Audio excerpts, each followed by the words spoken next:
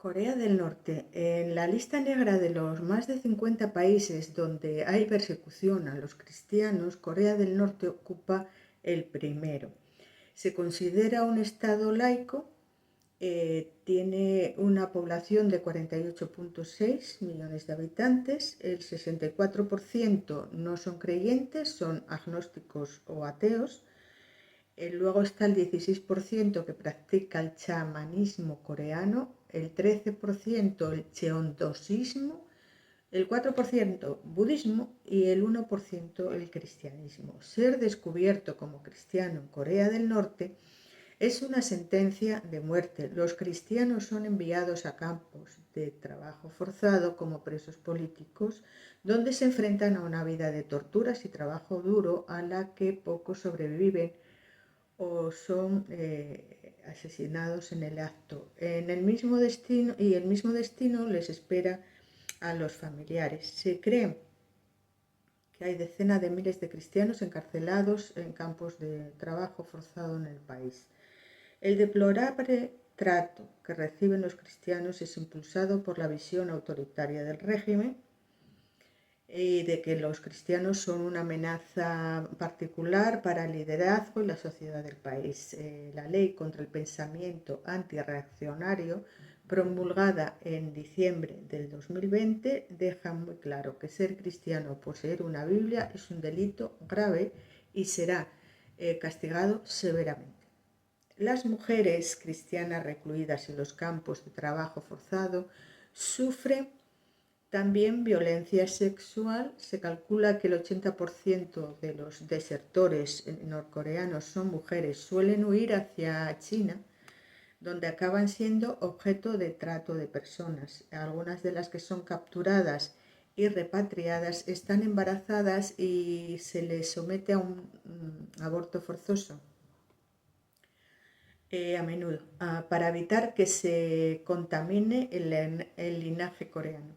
Los hombres son mucho más vigilados y tienen mucho más difícil, por tanto, escapar. Los tipos de persecución hacia los cristianos en Corea pues son por parte de la paranoia dictatorial y la opresión comunista y postcomunista. Los agentes de persecución son funcionarios del gobierno, partidos políticos, ciudadanos, pandillas, incluso parientes. Los primeros misioneros católicos que llegaron fue en 1794.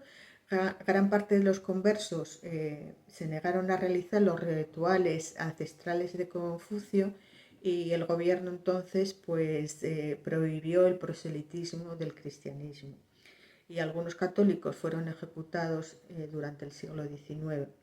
Los misioneros protestantes entraron en Corea a partir del 1880 y entonces se convirtieron un número notable de coreanos, esta vez con el apoyo tácito del gobierno.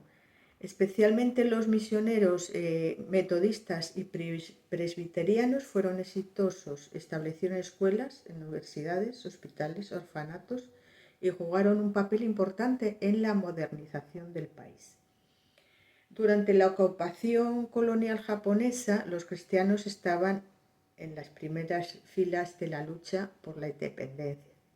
Entonces esto llevó también al protestantismo a crecer por este apoyo también que recibían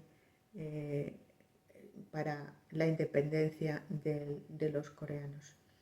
Y un gran grupo de cristianos que vivían en el norte y se denominaba Avivamiento de Manchuria, pues contaba como unos 300.000. La ciudad era conocida como la Jerusalén del Este.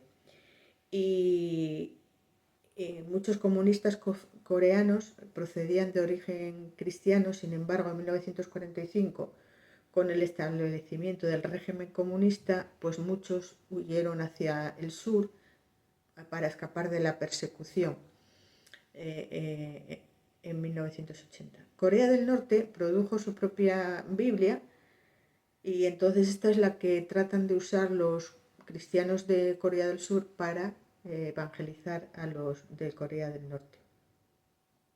En Corea del Norte, la persecución por ser cristiano es algo que sufren miles de personas día sí y día también. Esto nos hace pensar por qué esta inquina hacia el cristianismo. Hablamos de Corea del Norte en este caso, pero bueno, hay muchos más países donde se está sucediendo esto en pleno siglo XXI, de los que hablaremos en el futuro. Pero ¿qué es lo que impulsa a personas y poderes políticos y sociales a acabar con personas por su fe? Y también llama la atención, bueno, que en estos países los resultados que sufren esos pueblos, esas sociedades, de falta de democracia, de falta de libertad, de falta de libertad religiosa, pero también de conciencia. Entonces,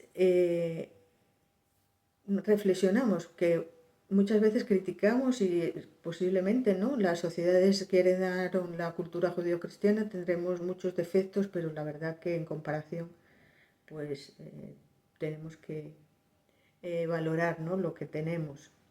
Y entonces también pensamos o queremos preguntarnos por otra parte, ¿qué hace que las mujeres, hombres y niños se arriesguen a esta brutal persecución y sufrimiento por su fe en Jesucristo? Está fuera de la comprensión humana y quizás solo se puede entender desde que su fe trasciende lo cotidiano, trasciende el aquí y el ahora. Vivir en un sitio como Corea del Norte y ser cristiano demanda mucha fe. No es un juego, no es una pose.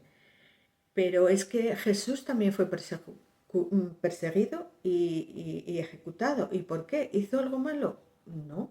Hay cosas incomprensibles, pero reales. La fe en Jesucristo ha producido en muchos una cosmovisión de la vida que da valor ante la adversidad. También los primeros cristianos en el circo sufrieron muchísimo, llevaban a mujeres y niños a los circos.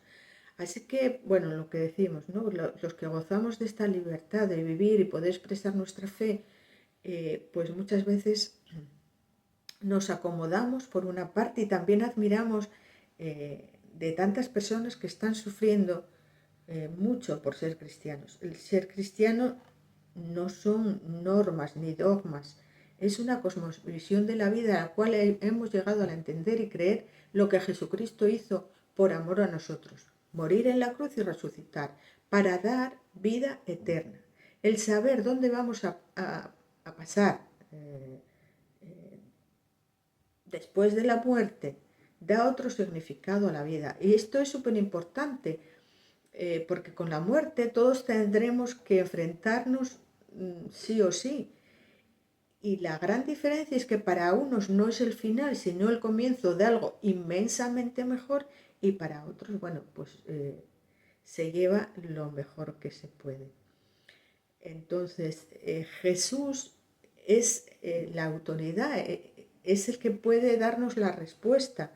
Él era Dios hecho hombre, vino a pagar la deuda de nuestro pecado, de nuestras cosas malas que todos hacemos, que todos tenemos.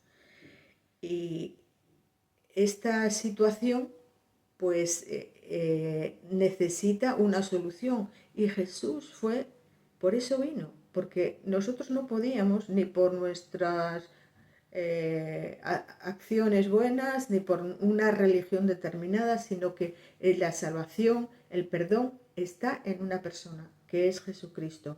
Él vino a morir y darnos la oportunidad de tener esta salvación eterna que nos deslumbra y cambia total nuestra perspectiva de la vida. Jesús prometió que el que cree en Él, aunque esté muerto, vivirá, y todo aquel que vive y cree en Él no morirá eternamente. Y Jesús pregunta esto, ¿crees esto? ¿Crees que Jesús, el que cree en Él, no morirá eternamente? Si lo crees, puedes descansar, tu destino está asegurado. Jesucristo no miente y Él dijo que iba a preparar un lugar para nosotros, para que donde Él esté, nosotros estemos con Él. Hay mucho lugar para cada uno de nosotros. Así que te animo a venir a Cristo, a venir a la cruz, para recibir ese amor, ese perdón y esa salvación, que solo está en Él. Me despido, hasta la próxima. Gracias a Dios.